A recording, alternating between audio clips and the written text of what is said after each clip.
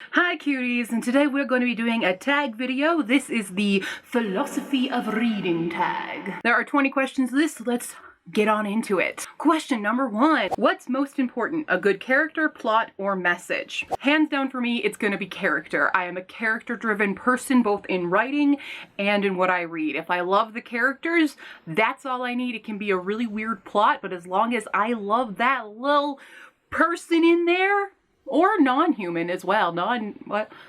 What's the difference between human and person? I don't know. That's a philosophy to ponder on. But yes, characters, hands down. Question number 2. Should one read books about ideas or opinions they disagree with? I think to an extent. I personally, I wouldn't want to read a book about someone, who is telling their opinions about how good the KKK is or something like that. No, not that. But, we have to learn other perspectives in order to grow for ourselves. So I do think certain topics are okay to, learn a different opinion about, see where they're coming from. Even if in the end you still don't agree with that opinion, it's at least interesting to see their perspective on it. So just do it to the extent that it doesn't harm you or others, I suppose. Question number 3. As tech advances, what do you think will be the role of books? I am pretty adamant and pretty under the belief that physical books will remain for a long time, despite the Kindles and audiobooks and everything. I do think that there is just such an innate love for books in society in general that having them physically held here, I do think maybe in the great grand future, if we ever get our environmental awareness better than what it is right now, maybe they won't be made from paper and stuff, but something a little bit more sustainable, maybe. But I do think physical books will remain an icon of human civilization, because we've had books for as long as the written word has really been around. We found some way to write down our words. And I think even if it will evolve into a different method of it, I still think a physical book to hold will exist. Question number 4. How important are summaries, reviews, and art in your book choosing? I would say a summary is important because I want to know what the book is about a little bit when I'm, what am I purchasing?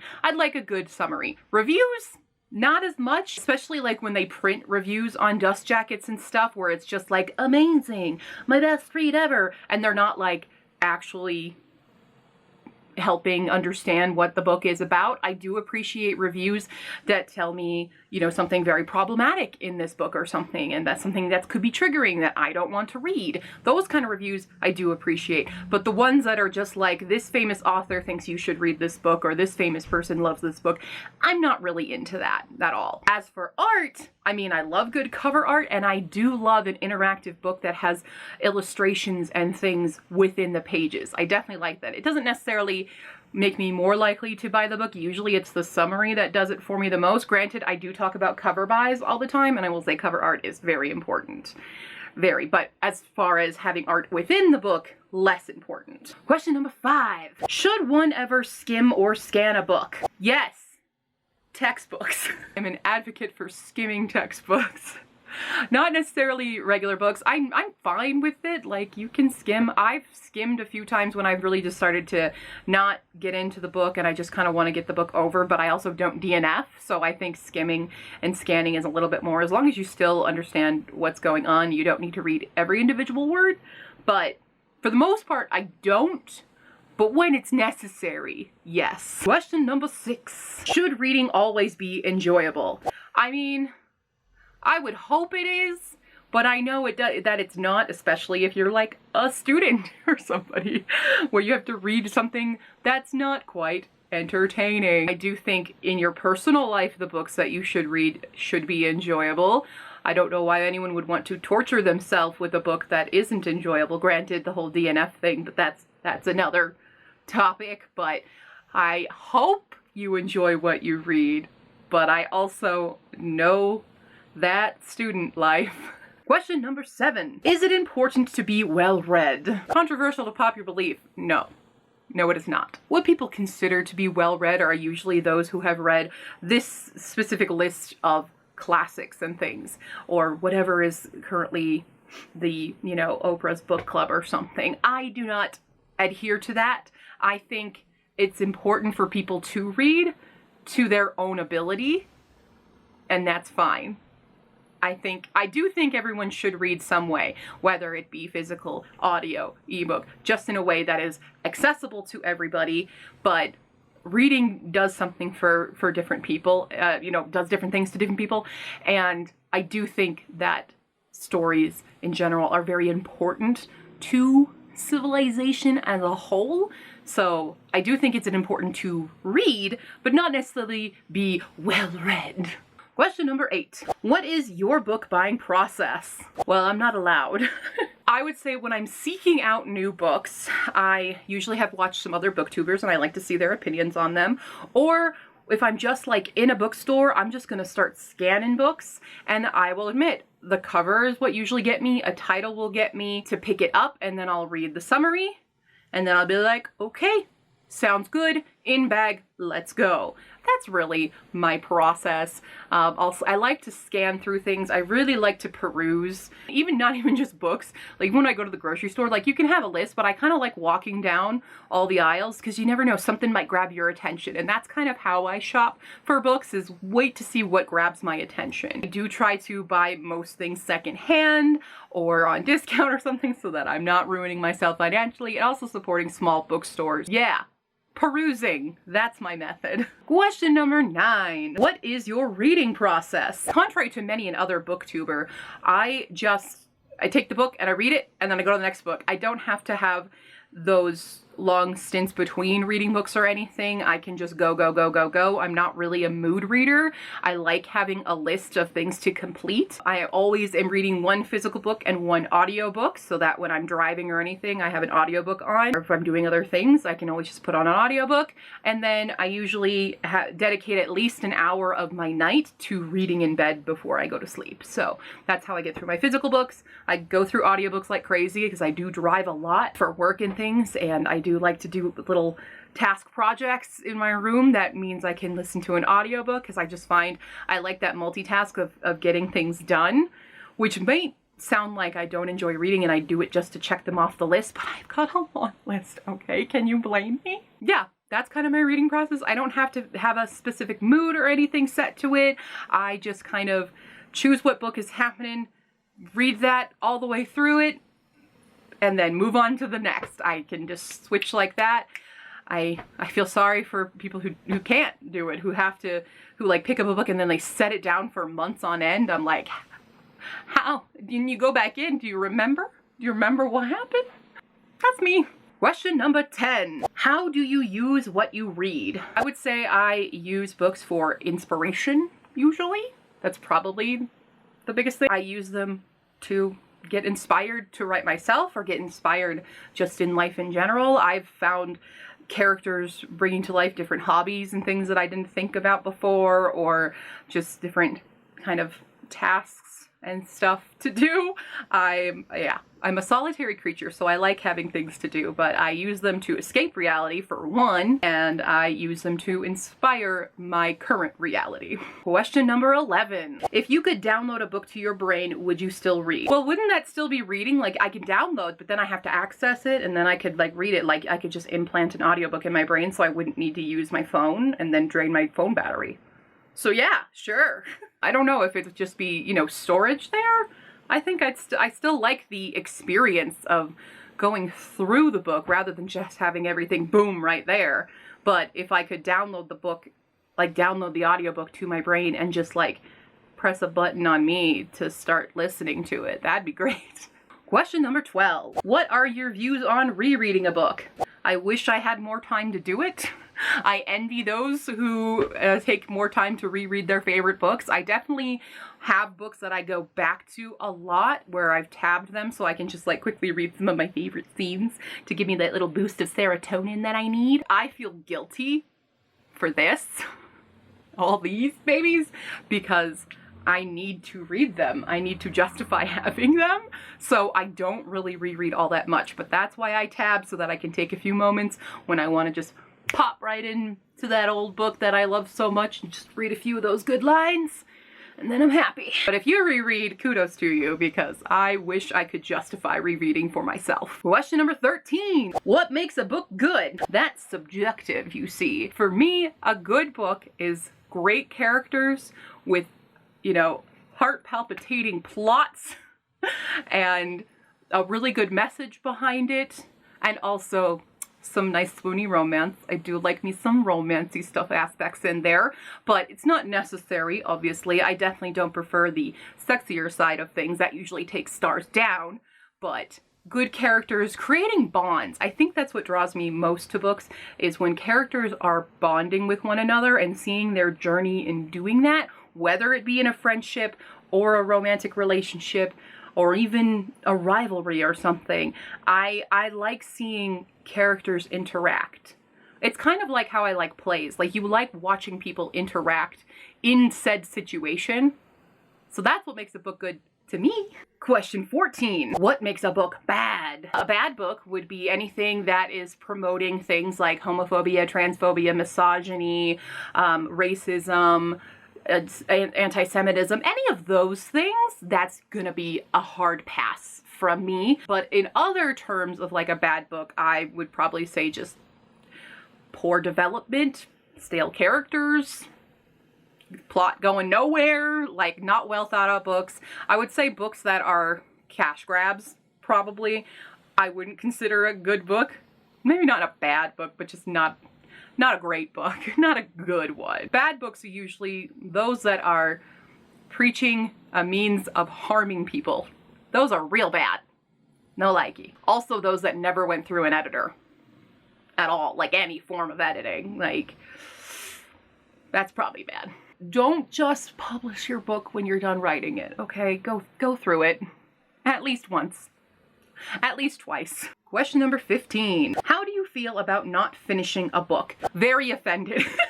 This is the thing that I don't like, because I do not like DNFing. Even if I do not like the book, I have to know the ending. I have to know. I have to know where this disaster was going in the first place. So I do feel the need to fully read all books.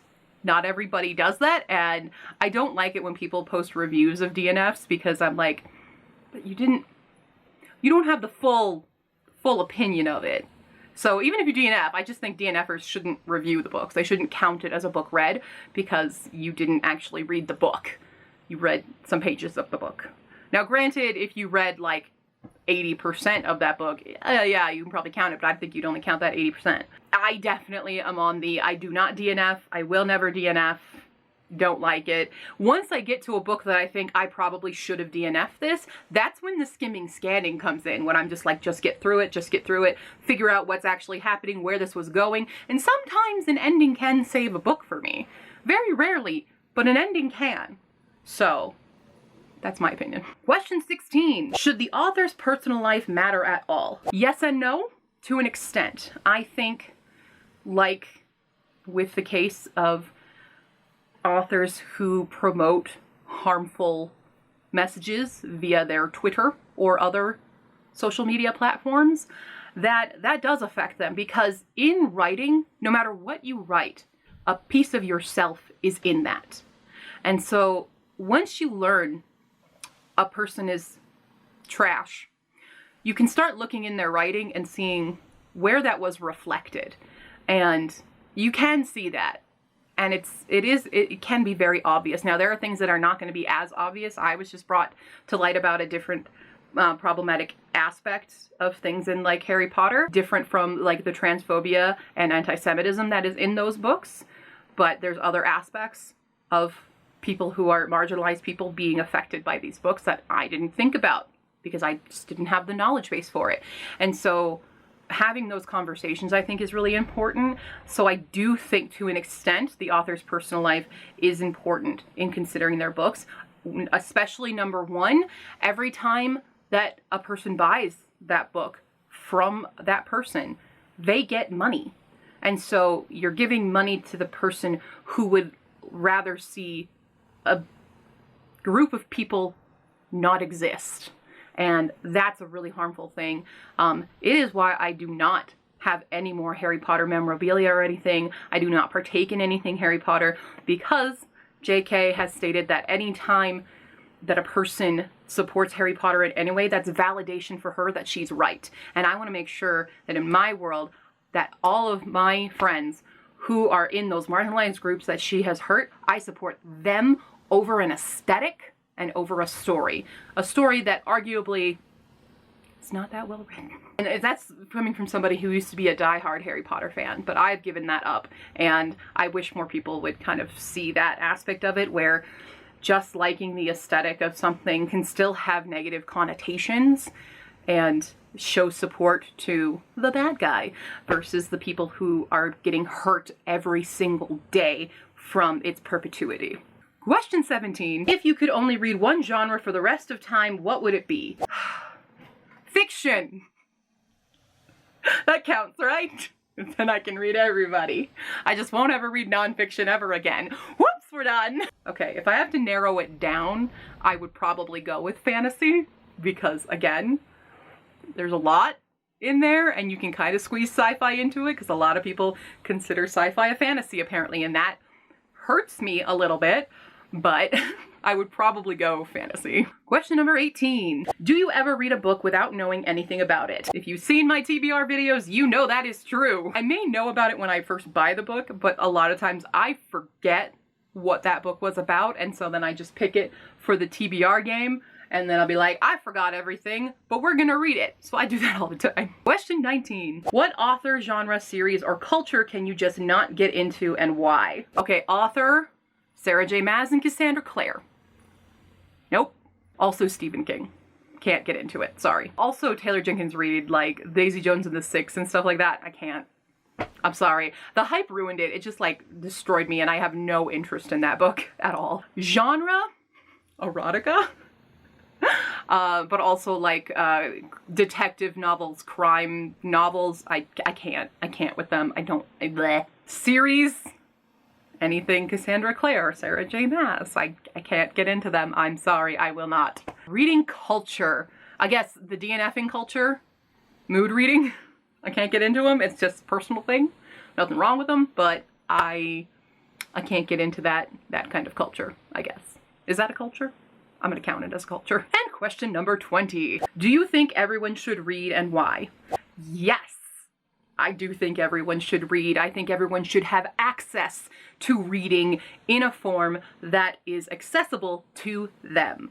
That is my opinion. I think that's pretty clear, right?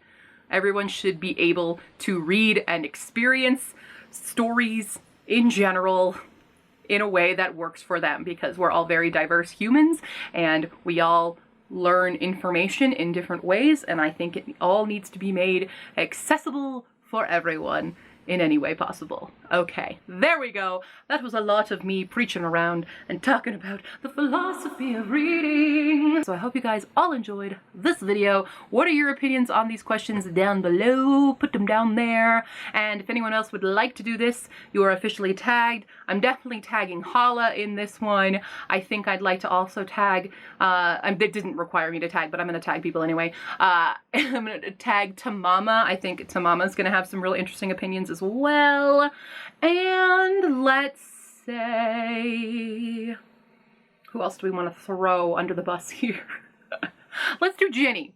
Ginny, you're gonna do this one, all right? Your turn. Okay, well anyways, cuties, I have a birthday party to get to, so I will see you next time, and check me out down below on Facebook, Tumblr, Twitter, and check out my Ko-fi page to support me as a content creator. I would really help because I am moving soon, so could use those moving funds. Go check it out, and I will see you next time, cuties. Bye.